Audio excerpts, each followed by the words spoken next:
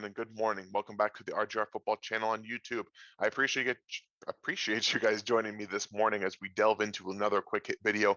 And I really don't want to look forward to talking a little bit about the OTA process, how this has come to the point where the Chiefs are at now. I believe they start mandatory mini camp next week on the 15th.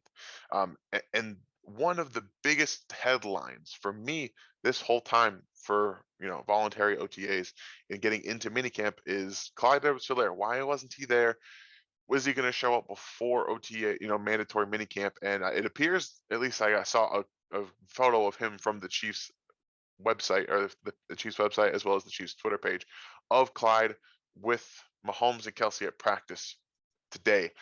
This is Wednesday when I'm recording this. So that's a very good thing for me going forward, because I was a little worried that he wouldn't get anything going up with the first team up until mandatory minicamp, which would have been a little bit concerning in terms of why does he think he can miss all of this stuff being a second year player and all. So it's good to see him back on the field. I truly believe that he's going to have a breakout season this year. So focusing on the running back room and Clyde specifically, I think, is what I'm going to talk about for this little video. And one of the big things for me is, I guess, the Chiefs revamped their offensive line to help Mahomes and help the run game in and of itself when defenses try to take away a lot of those things. But this isn't even about Clyde's use in the run game for me. I think he's going to be a breakout candidate specifically because you look around the Chiefs receiving room and they have a lot of unproven talent.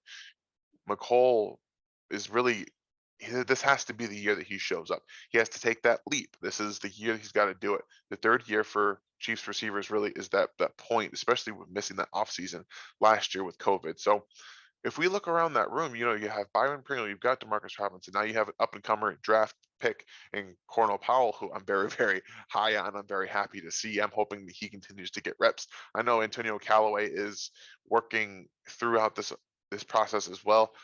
I'm less likely to believe he makes the roster, but if he does, that's great.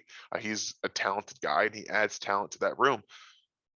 But the receiver that's going to have the best chance to break out, in my personal opinion, outside of McCole Hardman, is Clyde Edwards-Helaire, because you saw all of that natural receiver ability at LSU. They used him a ton, specifically against linebackers in one-on-one situations. They lined him up in reduced splits and in the slot, and they were able to maximize his effectiveness by not having to, have him in the backfield as a blocker. If they really wanted to get creative, they could use Clyde as an actual slot receiver at times, bring Darrel in to be a pass blocking running back, something that Clyde still is working with and has some room to grow in. And I believe that with his size, it'll be a little more difficult for him to continue that in the NFL. So if the Chiefs don't want him to be in the backfield, ideally you'd want him to be in the slot or a reduced split most of the time and running some actual routes, or just running them out of the backfield with five-man protection up front, which they are comfortable doing. Andy has no issues leaving, his bad offensive line last year one-on-one with guys up front. So I think that this really could be the breakout that we thought was going to happen last year. They specifically talked about his receiving ability being, when he was drafted, he's got some incredibly quick feet. He can break open one-on-one situations. He knows spots in the zone. I think that this year he'll take that step in NFL defenses, is finding those spots in the zone, because it's difficult to really get your head wrapped around that, especially without that offseason last year. So with the upgrades at the offensive line, I do believe that they want the ability to run the football if they have to, but also they know that Clyde is an excellent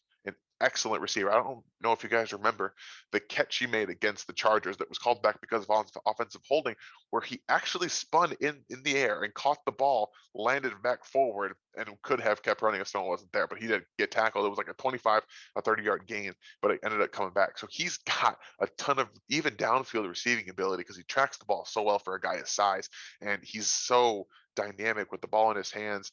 He's got soft hands. He can locate it over his shoulder. He can do a ton of different things with it. So I'm very looking forward to seeing him actually being used like the receiving weapon that he should be. And I think the running back room is it's a good solid group. I think that McKinnon is going to have a chance to make this roster as the 3 guy behind Darrel, and I think that that's ideally where you'd want him. I know that a lot of people are still hyped up on Darwin Thompson.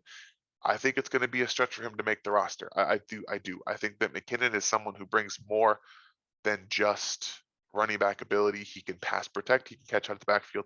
He can be on special teams. He can kick return. He can do punt return. He can do all those things. So for me, I think that he's actually going to make this roster at this point. Now we still have a ton of time until the actual process continues with that, until we see him in training camp and if he gets hurt. So that whole thing has to work itself out.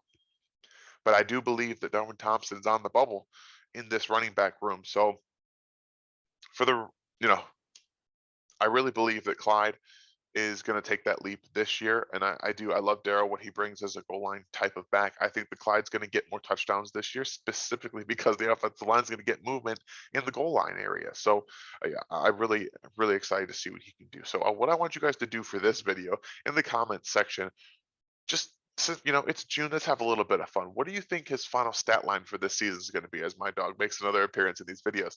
Just go ahead and give me just a quick, basically just yards, touchdowns. You don't have to worry about like receiving catches, things like that. Just go how many rushing yards, how many receiving yards, or if you want, just say total yards and touchdowns, and let's just have a fun little chat about it.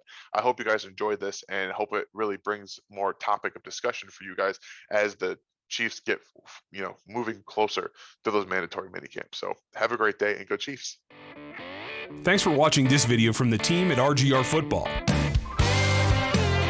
Click these videos to see more and subscribe to RGR Football.